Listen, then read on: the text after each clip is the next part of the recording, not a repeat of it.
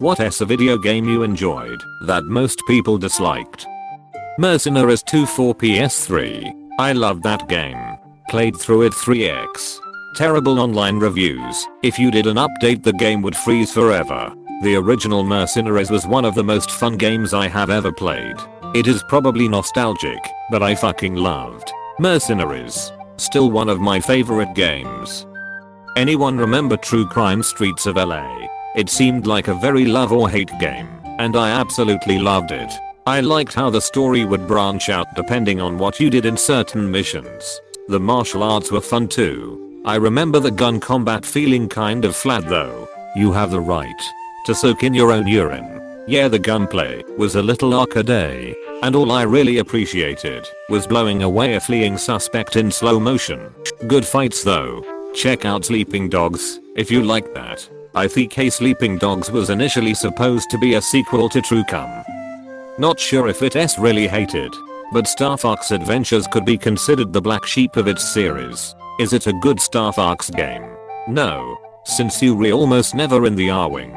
But damn, is it a good furry Zelda clone? Still one of my favorite games all these years later. There's just something super charming about it. I can still hear that shopkeeper screaming you don't have enough scabs. No, that's too low. The Godfather. You could not tell me I wasn't a mob boss. What wasn't he there to like? It was a GTA clone with the Corleone family. My ex thought it was corny, but I was obsessed. That and Illinois. I wish I had the time to play those again. Turok. That late 2000s remake. I'm no longer alone. You talking about the 2008 one where Yuri part of Whiskey Company? I'm not sure what people dislike about it, but since there hasn't been a next one, but clearly it did not do well. The early 2000s one Evolution was busted. Nearly impossible without cheats. A storyline that made no sense. And horrendous voiceovers. That one is still one of my favorites. Evolution is the only Turok game I have ever played, and I fucking loved it.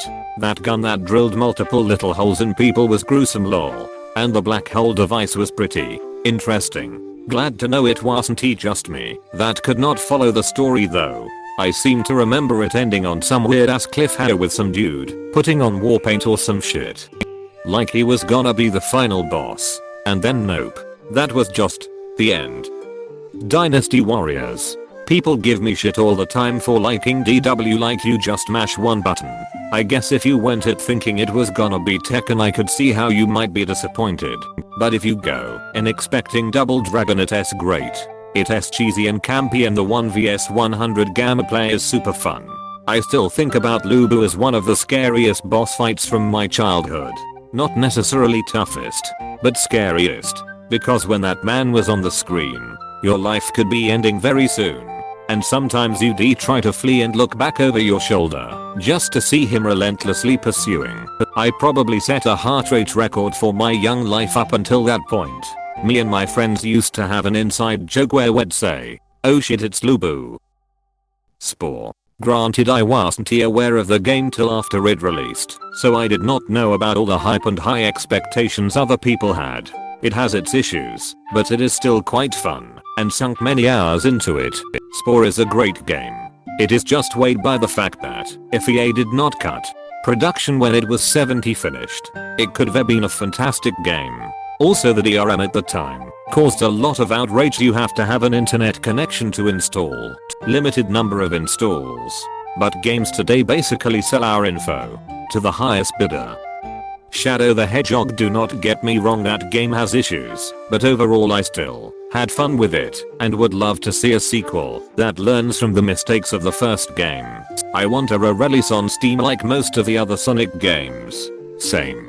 Would also like to see it added to the Xbox backwards compatibility program along with Sonic Heroes, but Sega wants to pretend those games do not exist. The first Watch Dogs. Maybe it wasn't everything they promised, but it was still a pretty good game. Best gunplay of the entire franchise. It feels too weird killing everyone as Marcus in the second game, and you weren't supposed to identify with Aiden. Dude was messed up. T-Bone was a way more likeable protagonist. Plus the missions against default were the best in the series. I'm kinda lost here. Is not the Watch Dogs protagonist's name Aiden? Sonic Unleashed. For the most part, the graphics on that game were so ahead of their time it is insane. The PS3 and Xbox 360 versions.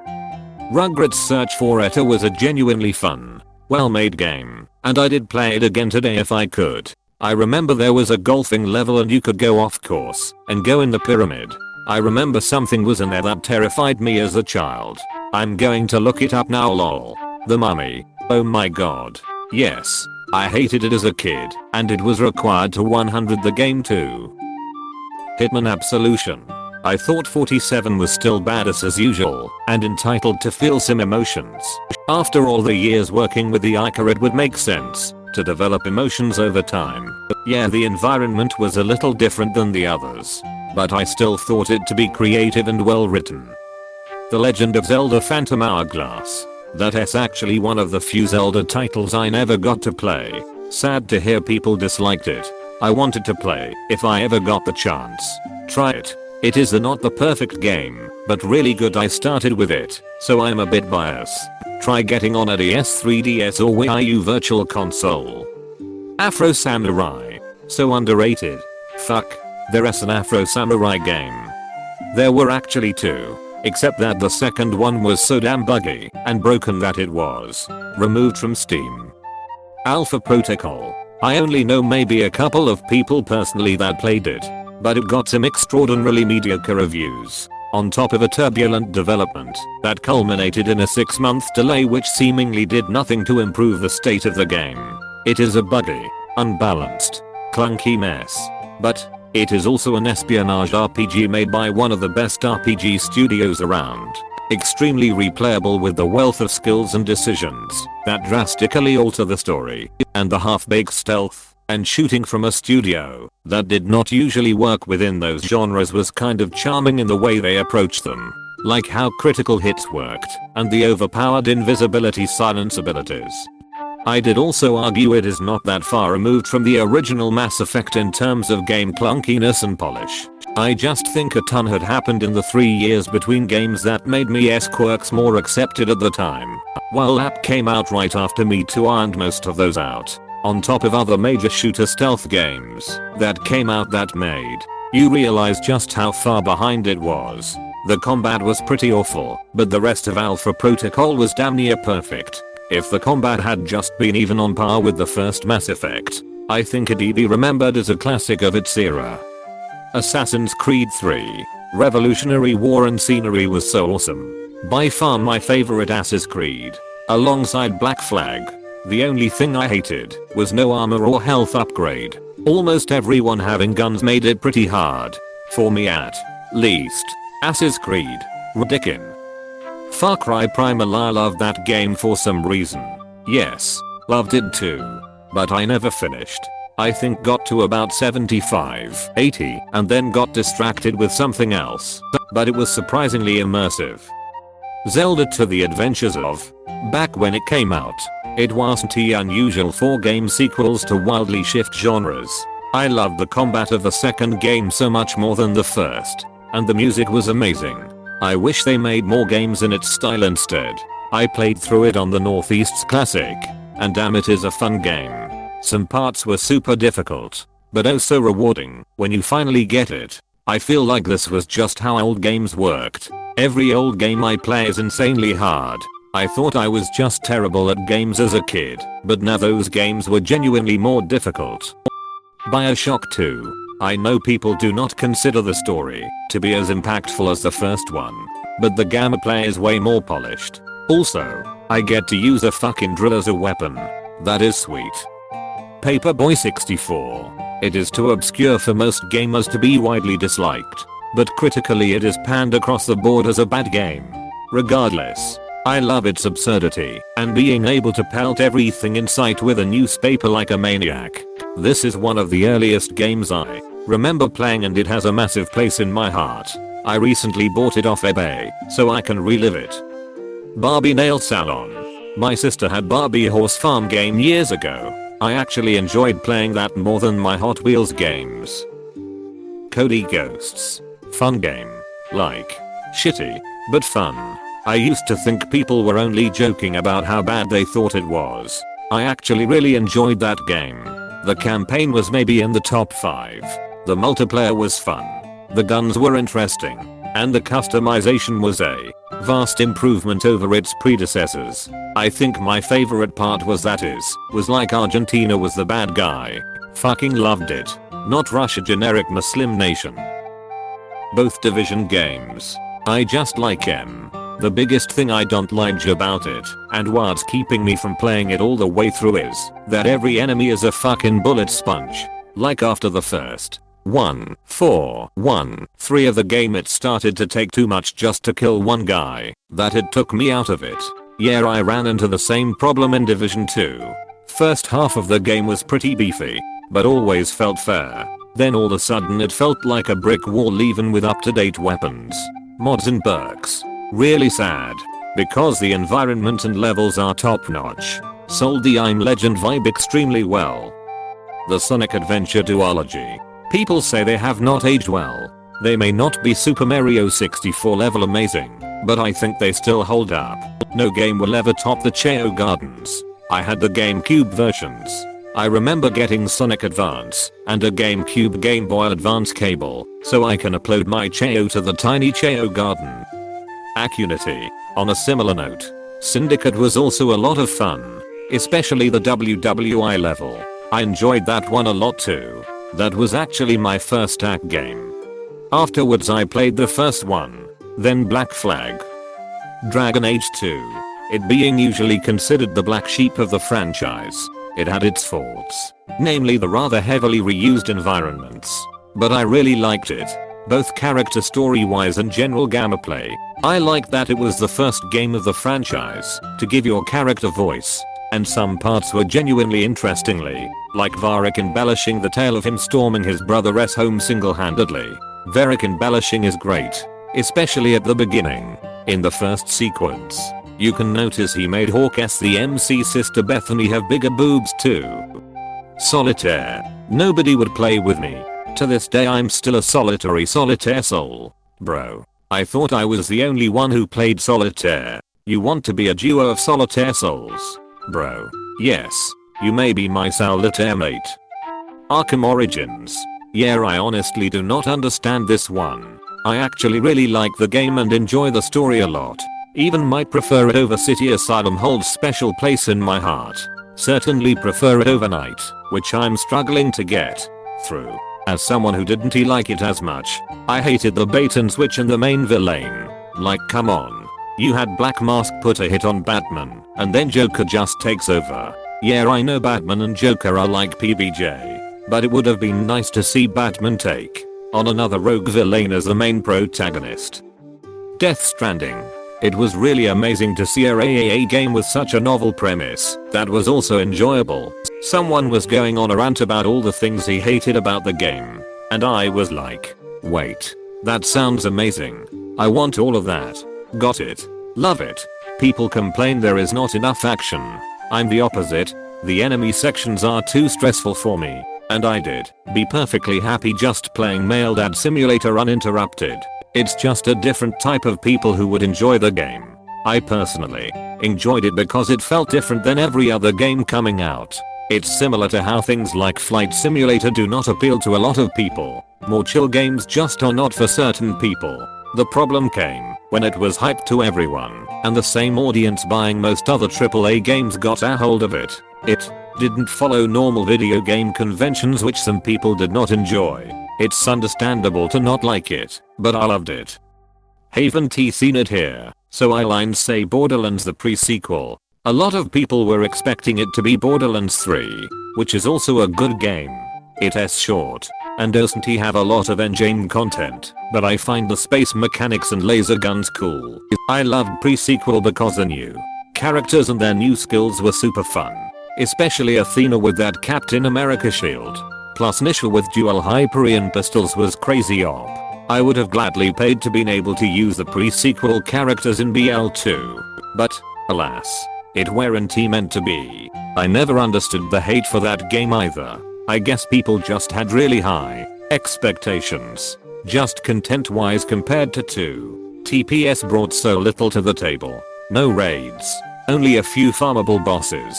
No endgame content, except maybe 2 arenas. It's a shame, because I agree with everyone else. In terms of build diversity and overall balance, TPS blows BL2 out of the water.